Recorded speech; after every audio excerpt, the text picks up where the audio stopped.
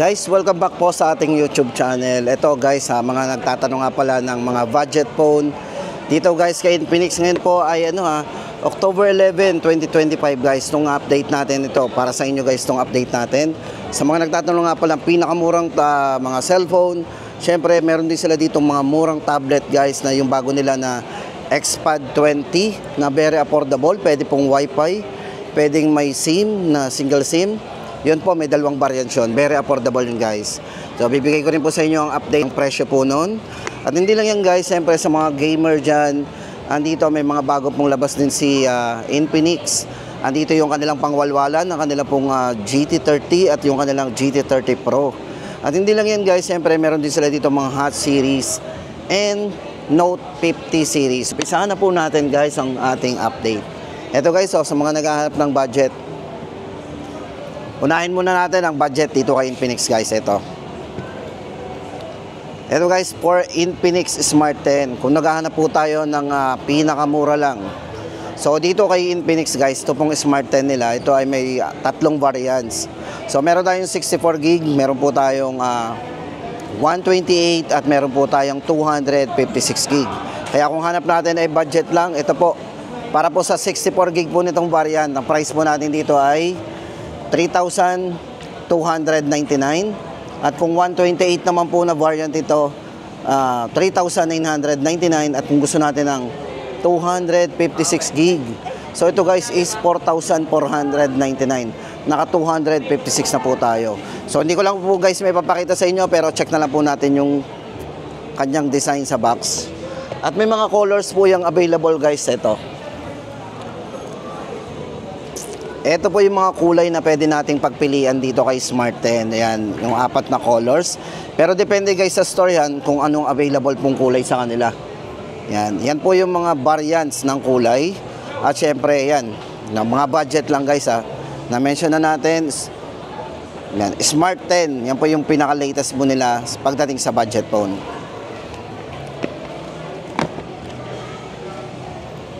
Tapos guys, ito naman ang kanilang Hot 60i. So for Hot 60i naman guys, dito kay Infinix, ito po may tatlong variants din guys na lumabas po dito. Yan, pakita po natin sa inyo yung mga variants nito. Meron din po itong tatlong variants. O yan, ang dami natin pwedeng pagpilian. Ito guys, ang mga presyo nito, meron tayo ditong 128. So kung gusto natin ng 128, ito po. Ito guys yung 128 yan. Para po sa variant ng 128 natin. Guys, ito naka fast charge na rin po ito. Naka 45 watts po, fast charging yan. Then 5,160 mAh battery. 50 megapixel po ang camera. Oh, yan po yung mga bago sa kanya. Ito po, price po natin sa kanyang 128. Ito ay, yan, price po natin is 4,999. Then meron din po itong 256 gig. Ito po ay naka 8 gig RAM. So meron siyang 8 gig RAM, 256 gig. Ito po, 8 gig RAM, 256. Price po natin dito is, yan, 5,299. So konti lang ang difference, naka 256 na po tayo. At syempre guys, ito namang 256 na to, ano bang difference naman ito? Ito po yung naka 16 gig RAM, 256 gig. So price naman po natin dito is, yan, 6,000 o 5,999. So tatlong variants po ang pagpipili natin dito sa kanilang Hot 60i. Tapos may bagong labas po si Infinix dito guys ang kanila pong Hot 60. Sa mga nagtatanong nga pala guys, ito yung 5G naman ni Infinix. Ang pinakamurang 5G dito kay Infinix, ang kanila pong Hot 60 5G. Naka 16 gig RAM, 256 na po yan. MediaTek Dimensity 7060 5G processor ang ginamit po dito. So kung gusto natin na mabilis ang downloading and uploading guys, yan ang kanila pong Hot 60 5G. Iba po yung Pro. Ipapakita ko po sa inyo yung mga Pro naman niya. So ito guys, para po sa presyo ng kanilang Hot 60 5G, ito po yung naka 16 gig RAM, 256 gig. Sa mga naghahanap ng 5G at bagong model po dito kay Infinix, Hot 60 5G, ito po ay 7,999. Tapos guys, ito, punta naman tayo sa kanilang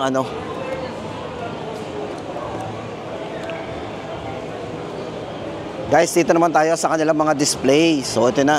Pinakita ko na po sa inyo yung mga budget muna nila. Siyempre, dito naman yung kanilang mga gaming phone, siyempre, tapos ang kanilang Note 50 series. So ito guys, ang kanilang GT30 Pro, GT30. Ito guys, unahin ko muna sa inyo ang kanila pong Note 50 guys. Ito, sa mga naghahanap po ng mga mid-range phone. Siyempre, kung hanap naman natin, ito guys, maganda dito sa kanilang mid-range phone na to, ang kanilang Infinix Note 50 Pro Plus. Ito po yung pinakamataas pagdating sa mga Note 50 series ni Infinix. Note 50 Pro Plus kasi guys, ito meron itong 100 watts pagdating sa charging, supported. 5,200 mAh battery. Ito po yung merong 100 times periscope zoom. So pwede tayo mag-zoom dito up to 100 times zoom. Camera po nito is malinaw nila talaga. 50 megapixel po. At ang maganda po sa kanya, Sony camera po ang ginamit dyan. Ginamitan po yan ng Sony IMX896 with optical image stabilization din. At ito po ay meron na ring 50 watts na fast charging na din. Hindi lang po 100 watts para sa wire. Meron din po siyang wireless charging, 50 watts. Yan, para po sa presyo ng kanilang Note 50 Pro Plus 5G. Yan, ito po ginamit nga pala dito guys na processor is MediaTek Dimensity A350. So malakas na rin. 144 refresh rate. Yan. 17,999 po. Then kung Pro naman guys, ito naman ang kanilang 4G. Para po sa 4G guys, ito po ay may ilang variant sa 4G po nito. Meron po yung 16 GB RAM 256 at meron din po yung 24 GB RAM 256 GB. Yan. Ang price po ng ating Pro guys is 9,999, 16,256. At 24,256 po ay 10,999. Naka-discount na po tayo. Dating 12,000 po ang kanilang 24,256. Ngayon po ay 10,999. Yan guys, oh, stabilize po pagdating sa video to. Tingnan nyo po yung bezel nito, sobrang nipis. Yung bezel po ng screen, oh, punong-puno. Yan po yung maganda dito sa kanilang Note 50 series. Bukod sa metal frame, naka JBL sound, yan. Tapos guys, ito na, punta naman tayo sa kanilang GT series naman guys. May lumabas po silang mas mura eh, GT30. Pero guys, maganda din sa bago labas nila. Ito po ay naka 16 GB RAM 256. Naka ano na rin, meron na rin po itong GT trigger, console level control. Tapos 5G na rin, syempre. Diba? Mura, 11,999 po to. Ang ginamit pong processor dito guys sa GT30 is MediaTek Dimensity 7400 5G processor ang ginamit. Syempre ito guys is ano na rin, smooth na rin pagdating sa game kasi ito ay naka MLBB certified 120 FPS po yan. Yan, para po sa latest price update natin dito guys, 11,999 GT30. Tapos guys, ito kasama na rin ang kanilang ito may kasama po yung GT trigger. No worries, may kasama siya. Tapos guys, hindi lang yan, syempre ang kanila namang GT30 Pro 5G din. Ito po yung kanilang GT30 Pro 5G na may 4 na variants. So guys, ito para hindi po kayo malito, ang kulay po nito ay Shadow Ash. Tapos may isang kulay din po yan na kulay white. Doon po sa mga colors na yan guys, ito po yung variants niya. So meron po tayong variant na 256 GB. Pag po 256 po ng gray at saka white, 13,999. Then ang kanila naman pong 512 ay 15,999. Then meron din po silang available na variant na dark flare kung tawagin. Pag po kulay black, mas mahal naman ng 1,000. Ang 256 po ng dark flare ay 14,999 at 16,999 naman kapag 512 gig. Yan. Guys, ito hindi lang basta gaming po ng kanilang GT30 Pro. Kung sinasabi ko nga po sa inyo, maganda po dito, yan. Dimensity A350, 5.5G process chipset. So mataas po yung signal nito. Meron po siyang signal na 360 degree ang signal po ng kanilang GT30 Pro. Kaya iwas po tayo sa lag. Kahit po dakot-dakot ninyo ang buong cellphone, may signal po yan. Kasi nga po, paikot ang signal niya. Tapos hindi lang yan, meron po itong 4K resolution pagdating sa video. Hindi lang basta gaming phone yan, ang kanila pong GT30 Pro 5G. Meron po siyang 4K resolution sa video. Smooth. Napakalinaw din po ng camera nito. Yan. Yan. Para po sa presyo guys, inuulit po natin GT30 Pro. Kasama pa po ang kanilang cooling fan. So yan, kasama po magnetic case. At meron din po siyang cooling fan na automatic po. Mag-charge na po yung cellphone kapag po nakasaksak po yung ating cooling. Mag-charge cooler. Mag-charge cooler po ang tawag doon. Tapos guys, ito na, punta naman tayo sa kanilang Hot 60 and Hot 60 Pro and Hot 60 Pro Plus. So guys, sa mga nagtatanong ng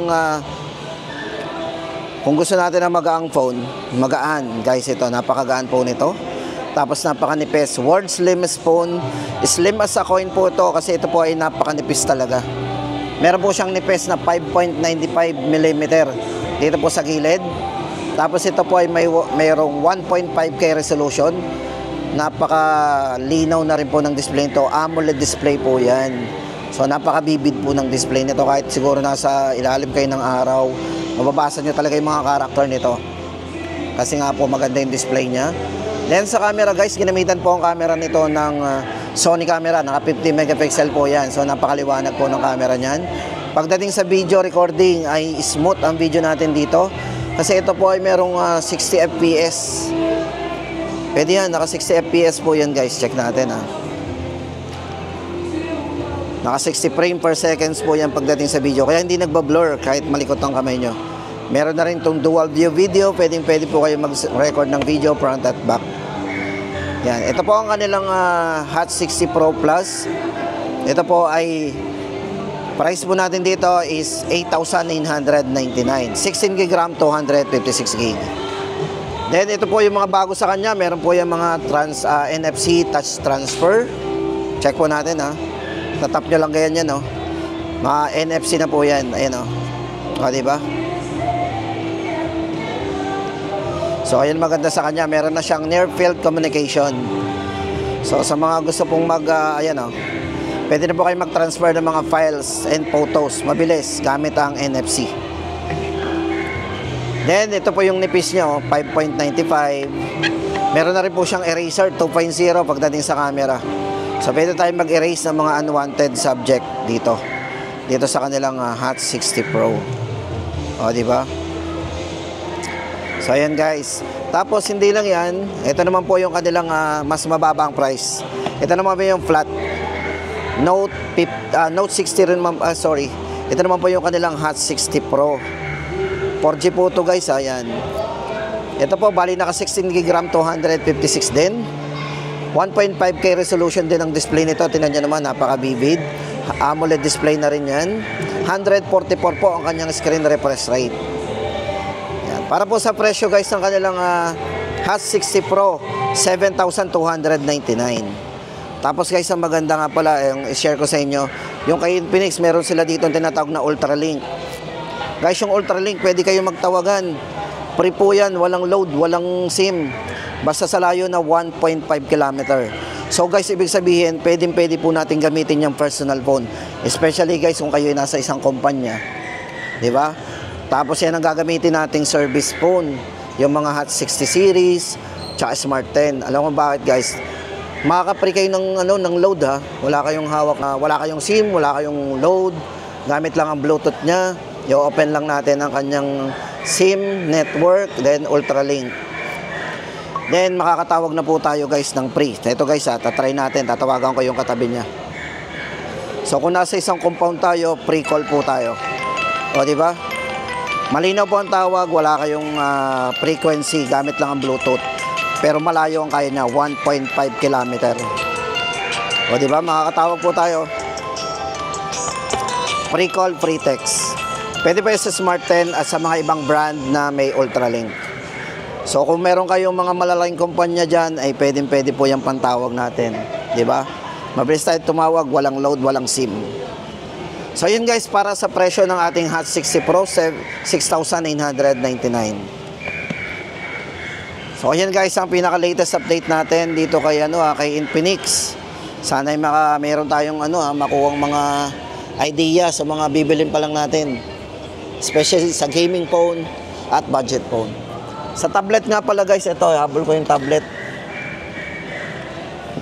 Ito pa yung sinasabi natin na tablet dito kay Infinix, ang kanila pong Xpad 20. May dalawang variants po to guys. Makapal po yung packaging nito kasi inside the box may kasama na po itong case, na original case po yun na. Tapos ang dalawang variant po nito, 128GB at 256. Tapos pareho silang nalalagyan ng SIM. Ibig sabihin guys, kahit wala tayong available na Wi-Fi or malayo tayo sa Wi-Fi connection, ay ang SIM po nito ang bahala sa ating internet connection. Basta may load po tayo. Yan. Para po sa presyo ng 128 nito, yan. Price po natin, 6,499 at 7,499 naman ang kanyang 256GB. So ayan guys, ang ating update dito kay Infinix. Sana'y nakatulong ang ating vlog na to, yung ating video na to. Sa mga nagpaplanong bumili at pangregalo dyan, personal phone.